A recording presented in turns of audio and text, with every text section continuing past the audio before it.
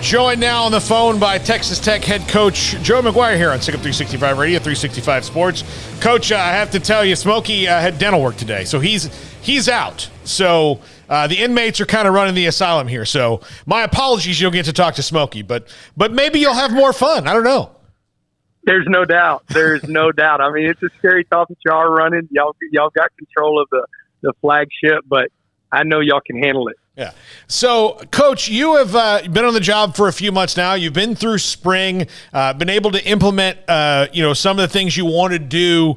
How have you seen it come together and move things? Because there's a lot of energy and excitement around your program that hasn't been there for quite some time.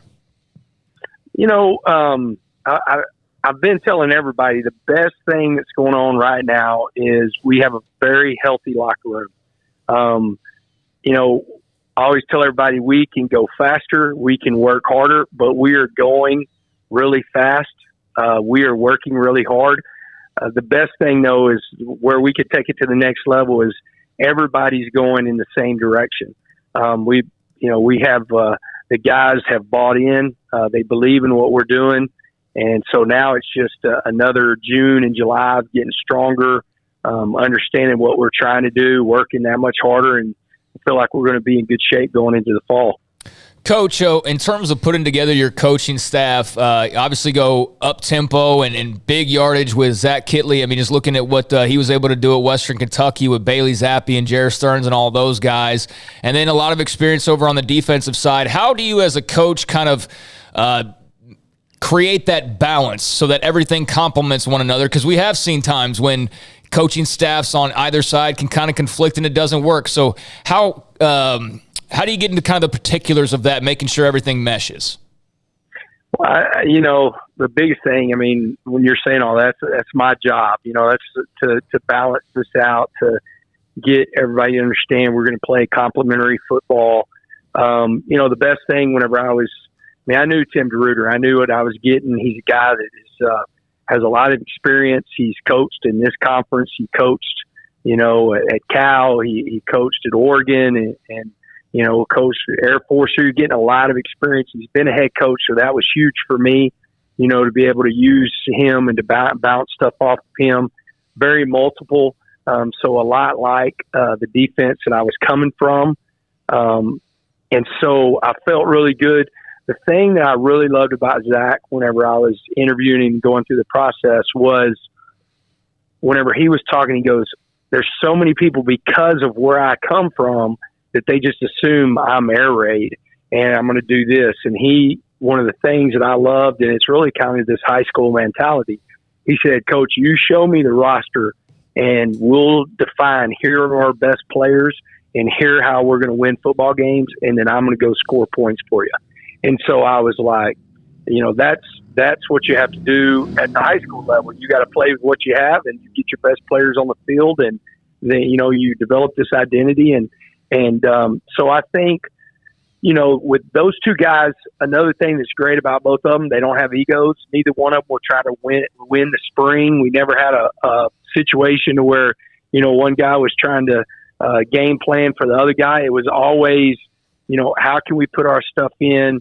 Hey, I need this from you. You need this from me. And they played off of each other. And so I think there's a really good chemistry between those guys. And then on the defensive side, you want a guy that's kind of been a part of an offensive style like that. And the thing about Coach DeRuyter, as much as he's done this, he's had offenses that were, tempo and he understands how many guys he's got to play on defense to make sure we're fresh so we can play good defense.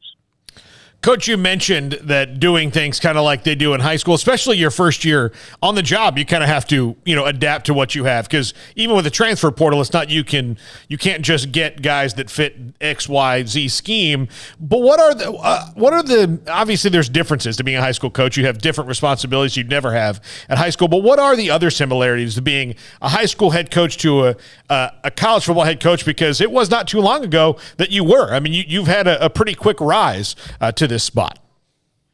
Well, I think the size of the staffs are very similar. When you're at a 6A high school and you have two middle schools and a freshman campus, I mean, we had 32 full-time coaches So you have to manage those guys and make sure they're on the same page. So I think the size is very similar. When you're talking about, I have 120 on my roster, and I was about my varsity pretty close. I had a little bit less, but then I had 2 JVs and 2 freshmen and 4 7th grade and 4 8th grade. So as far as the similarities of managing large numbers of people, I think there's a lot alike. I mean, the biggest difference to me, I always tell everybody, the biggest difference between college and high school is number one, the recruiting, and how you have to spend as much time, making sure your culture's right nowadays with the portal, with your own team, but then you also have to recruit. And then the amount of offense and defense you carry in on third down in the red zone is, really the biggest difference in high school and college. They're very, very similar, coaching, especially if you're coaching, in a metroplex, a metropolitan area at a large school.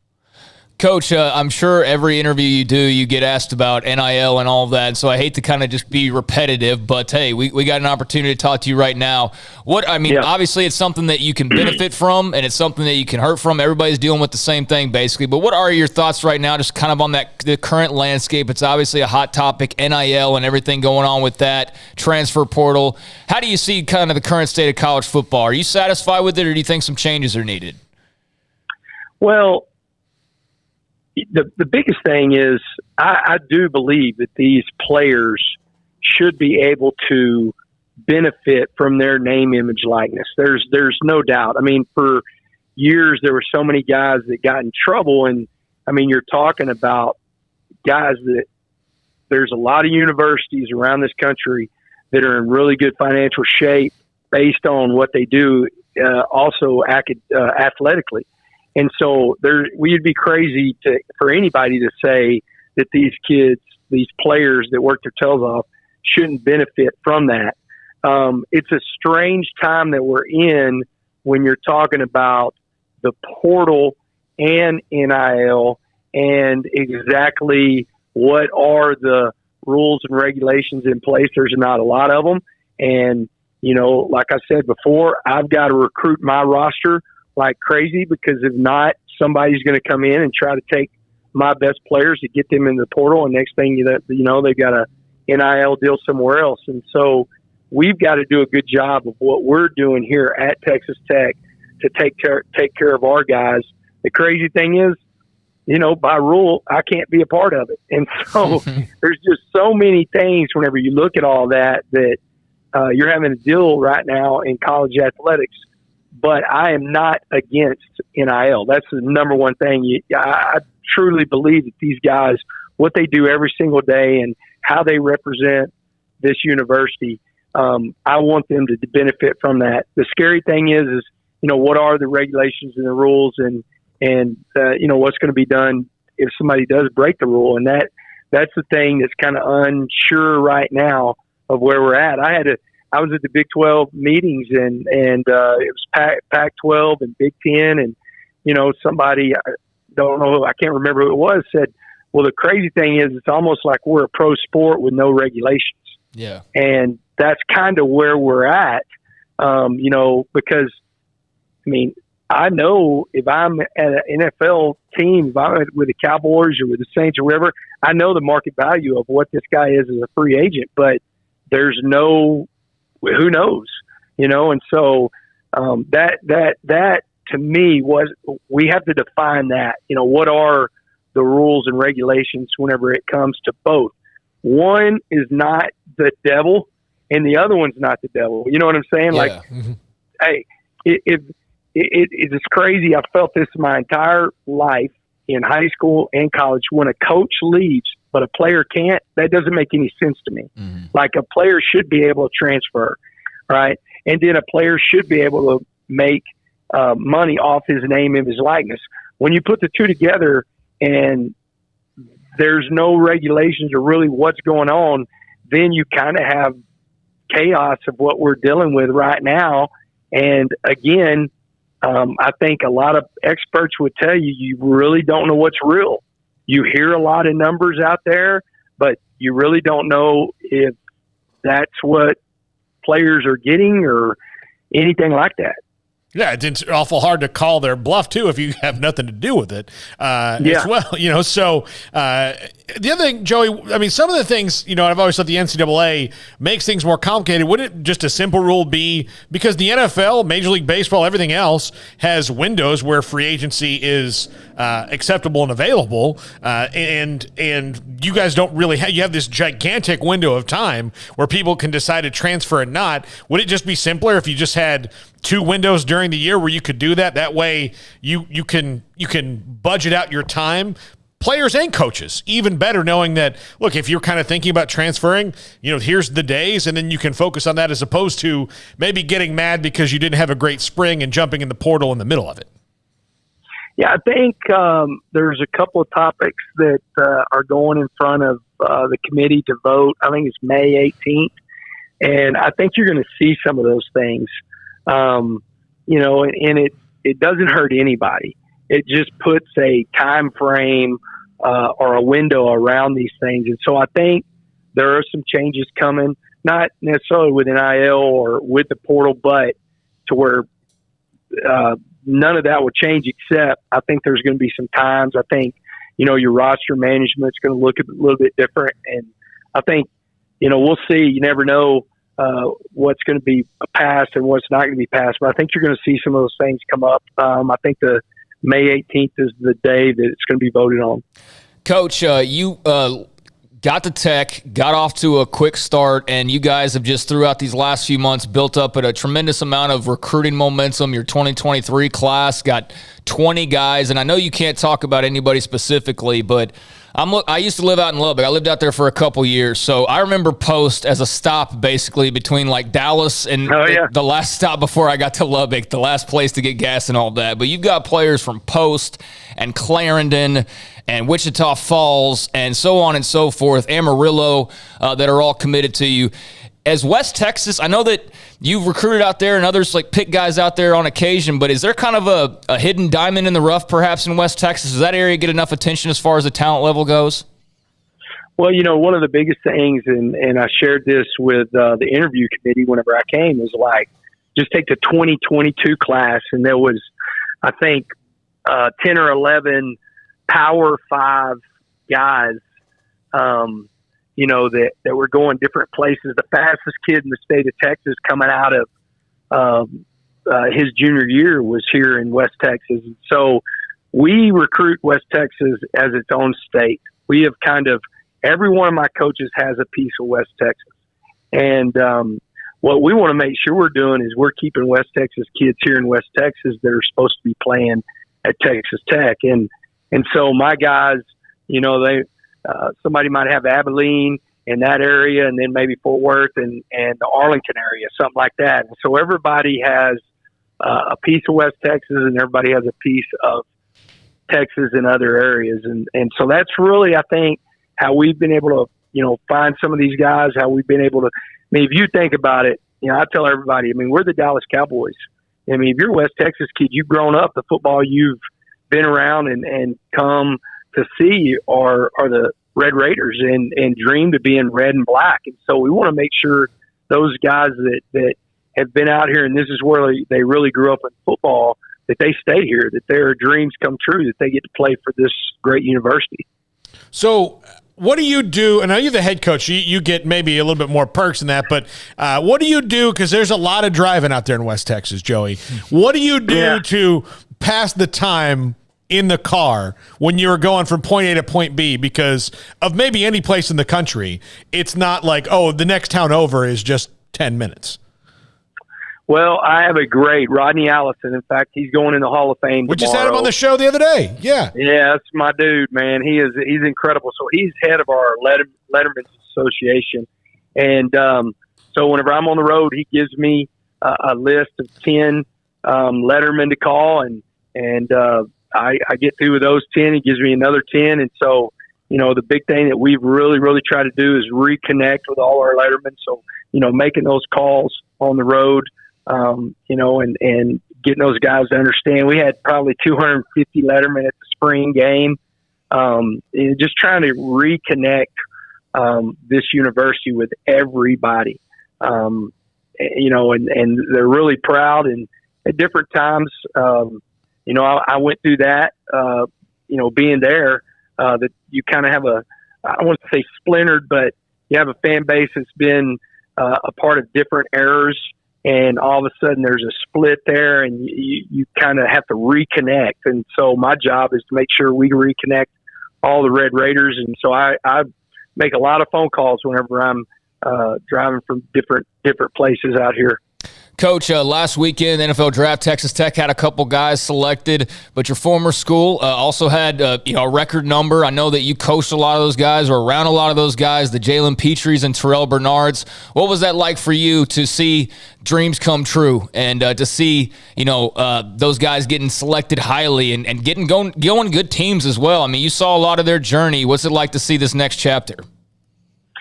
Well, man, it was incredible. Besides Jalen, because he was already, you know, he was the one commit. The other guys, I sit in every one of their houses. You know, every single one of those kids, I was a part of recruiting and sitting in their homes. And you know, the thing with like Petrie and Terrell and Ebner, those guys, I mean, they came in with Garrett. They were all part of that same class. And so I know them even better. In fact, you know, Petrie and Terrell came out and visited us. Yeah, you know, and hung out with us for a couple days, and it was incredible to see. I'll never forget. I will never forget. And this is honestly, I always tell everybody what I learned from Matt Rule and Dave Aranda is invaluable. But I will never forget Matt Rule. I'm sitting at IHOP, and he is interviewing me, and he's giving me this. Here's what we're going to look like, and in 3 years we're going to do this. And in 3 to 5 years, we're going to have NFL players get drafted. And it came true. Like everything that he said, you know, we played in the Big 12, you know, in 19 and then win it in 21. And you have these guys that you were a part of where they were coming in to school that they get drafted. And so it was really, really great to see those guys because they deserve it, man. They have done so much for that university and went through a tough time and brought it back to where, you know, it's, you know, was before the tough time. And so it was really great to see those guys fight through all that stuff and be where they were at the end. And what they did at the combine, I was not surprised. I would have bet my house on most of it because I saw them do it whenever we had a little mock combine with Jeremy Scott, and I saw, you know, Taquan Thornton run a 4.29, and I'm like, geez, man, this dude is, you know, fast, and that dude was doing it whenever he was coming on campus. So I was not surprised whatsoever. I was really proud of how Terrell and Petrie ran, and that was one reason, you know, whenever they came out here, they talked to some of my guys because their work ethic is second to none, and they proved it on their combine and pro day. Because there's a lot of guys that didn't take it that serious from other places that didn't run as well as they did.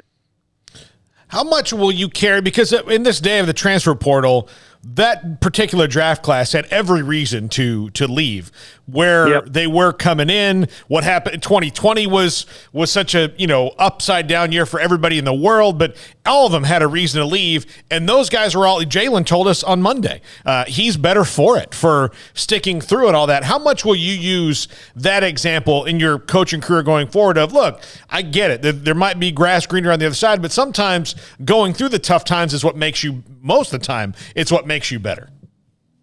Well, I will use it a lot. I use it in recruiting today. I use it with those guys and how things are built, and I will use it for the rest of my career of that adversity. Because once you start running from that stuff, it becomes easier and easier to do. And not that it's good or bad, but it is what it is. Sometimes you never get, if you just hold on long enough, all of a sudden you're right there at the success point, but some people just don't hold on long enough. And, you know, those guys did. They never blinked. You know, they bought in. You know, I still remember with, you know, like you're talking about Petrie and Bernard and Ebner. I mean, we're 1-11, and they came to work every day. I mean, just every single day with a phenomenal attitude. And it's going to be hard for those guys not to be successful with the way they stuck through everything. Coach, you have not yet named a starting quarterback. You've got a crop of guys from Donovan Smith, Tyler Shuck, also Youngin and Baron Morton. And I read some of your comments. I guess it was back when the spring game hit. You like the competition. Yep. Just kind of how does that play out over the next few months?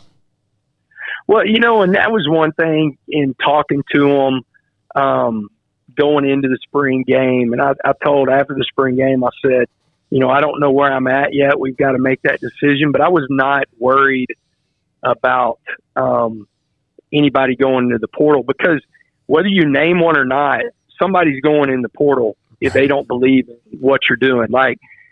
You can name one, but if you don't name one and somebody feels like they should be named, then they're going to get in the portal. And so I felt my guys understood where we were coming from. This is a year one putting in this offense. And, I felt like we had very balanced snaps throughout spring, and they all did well on days, and they all had days that they could have done better. And so it was one of those deals of like, who's going to take it? If it's not, how do we go through this and manage this? And I told them, I said, guys, I totally understand. If one of you want to transfer, because I'm not ready to name it, I get it. I totally get it. Do what you need to do. But I feel good about this room that we go compete. I think a little bit of it with us was two of them played and had to play last year. Mm-hmm. And so they kind of see that in that situation, and I'm not going to say that we're going to be a team that rotates every series or anything like that, but we're going to play a couple quarterbacks in a game. I mean, Donovan Smith, if he doesn't win it out, the guy's 240 pounds. In the red zone, he's a mismatch in the quarterback run game, and he's proven that he throw the ball because he threw it for 300 yards against Iowa State's defense and 300 yards, I believe, against Mississippi State's defense. So he can go out and win games. And so it was so even. And I told them, if somebody doesn't take it, then we've got to carry this into fall camp. And they felt good about it. None of them blinked, but I could totally understand. And I imagine there's people that named quarterbacks and somebody jumped in the portal, but I imagine there's guys out there that didn't and somebody still jumped in the portal. It's just more than anything, that's the nature of the beast in that position, because, you're pretty much going to play with one and some guys that's probably forever been that one position that's transferred the most in, the history of college football. You mentioned how much that your locker room was together. How important was it for post-bowl game? Of course, you guys won the bowl game. And to carry that through, that you felt that momentum of these guys are believing in. And again, it had to be a lot different than coming off a bowl win than going into a team that was 3-9 to have some confidence going in. I think especially the way they had success, two of the last 4 games, playing at a speed. Sonny, Cumbie did a great job. But one of my biggest hires was Lance Barlow. Our strength staff is phenomenal. And, he and I were together at Baylor, and I watched him work every day, and just the energy and the positivity that guy brings in a building. I had a mentor of one of our players say that his name is Xavier White, is a player. And the mentor said, Xavier told me, I've never worked this hard in my entire life, but I've never loved it so much. And so when you have a guy like Lance Barlow and his staff, to where what they do and how they pour into our players every day, it was really, really, nothing's easy. So I don't want to word it accelerated the process of getting the locker room going in the same direction. Coach, thanks so much for hopping on with us, and good luck. Have a great summer, and we'll talk to you again as the season gets closer. And yeah, you get to go just relax on the beach for the next couple months, right? Yeah. I don't know if that'll happen, but I'm sure that's where Smoak is right now. So y'all give him a hard time for me. Yeah, dental work. It's all an excuse. Dental work. Yeah, dental work. Know. He is prolonged Cinco de Mayo. I know what he's doing. All right, Coach. Have a great weekend. Have a great summer. We'll talk to you soon. Thank you, guys. That's Texas Tech head coach Joe McGuire with us here on Sick 365 Radio 365 Sports. A guy we got to know really well while he was here. We knew him before then because of Cedar Hill. You know. No, I still remember the day he was announced as a hire at Baylor, right in the early stage of Matt Rule coming on board. And, of course, the first step's hiring the head coach, and then it's seeing who all is going to be on their staff, and then it's seeing how players scatter or stay, and then what new players you bring in, and the whole process. We've seen it a couple times around here now, so we kind of know how it works. But when I was doing the midday radio show, and I remember can't remember who it was exactly, but one of the co-hosts just eyes got real big and said, "Oh my gosh, they just hired Joey McGuire," and I was like, "What?" And that was a big statement for Matt Rule at the time, because the whole knock on him was, he's from Jersey, he's from New York, he's from Philadelphia, he's from the Northeast, he's not one of us, He can't speak Texan. Yeah, he doesn't speak English or something, but he doesn't get it. He doesn't get it down here, and so he addressed that by hiring Joey McGuire, and further addressed it by hiring Sean Bell, and further addressed it by hiring David Wetzel, and was able to do just fine, I think, in recruiting, as you saw with this class that just got, a record number of draft picks. And not they weren't all in that first class. Like